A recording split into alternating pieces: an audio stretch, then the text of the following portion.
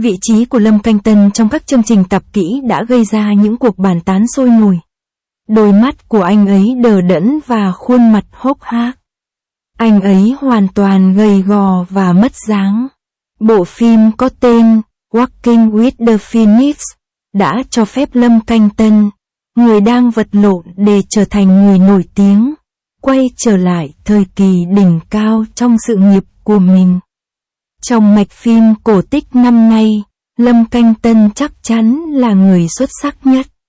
Đại diện nghệ thuật của anh ấy là Shin Chư Sen-jun, nhân vật này có thể nói là hóa thân hoàn toàn của nam thần. Dù là vẻ ngoài rắn giỏi, điển trai hay dáng người cao ráo và thẳng tắp, anh ấy đã khiến vô số khán giả phát cuồng vì mình.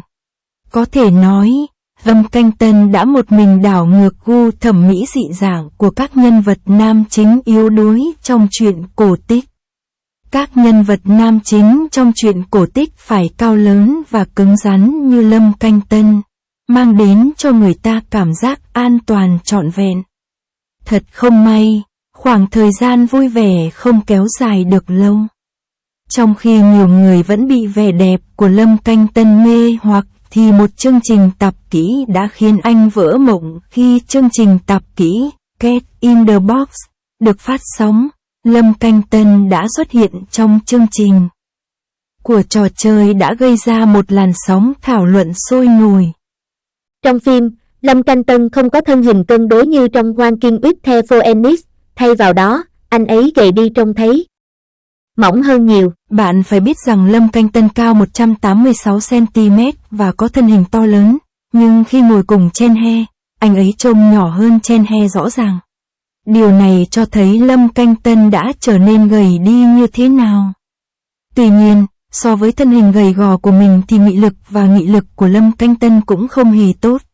Hơn nữa, đôi mắt của anh ấy trông đờ đẫn và hiện tại toát ra vẻ suy sụp. Suy cho cùng, Lâm Canh Tân luôn mỉm cười và hiếm khi nhìn thấy ánh mắt thất vọng như vậy. Điều này khiến mọi người phải đặt câu hỏi, Lâm Canh Tân đã trải qua những gì? Trên thực tế, điều này có thể liên quan đến tình yêu.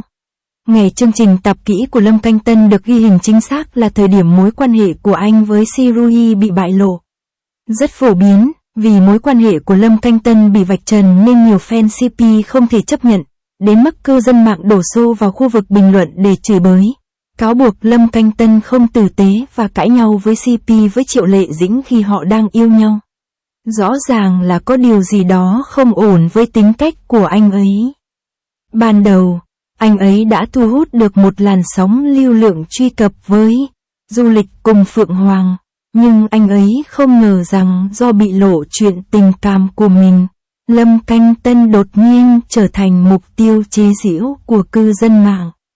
Tâm trạng này giống như một chiếc tàu lượn siêu tốc, và không ai có thể chấp nhận nó.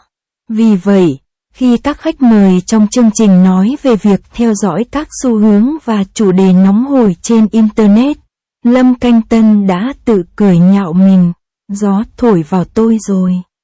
Sau đó, Chen He cũng trêu Lâm Canh Tân rằng anh ấy đang gặp khó khăn và có lẽ sẽ gặp khó khăn.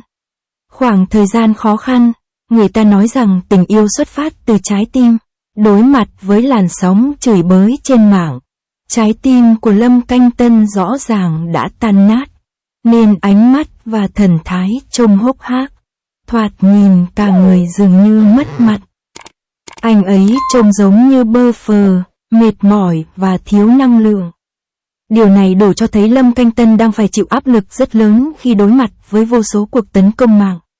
Tôi hy vọng anh ấy có thể điều chỉnh tâm lý và nỗ lực tạo ra những tác phẩm xuất sắc để lấy lại danh tiếng đã mất.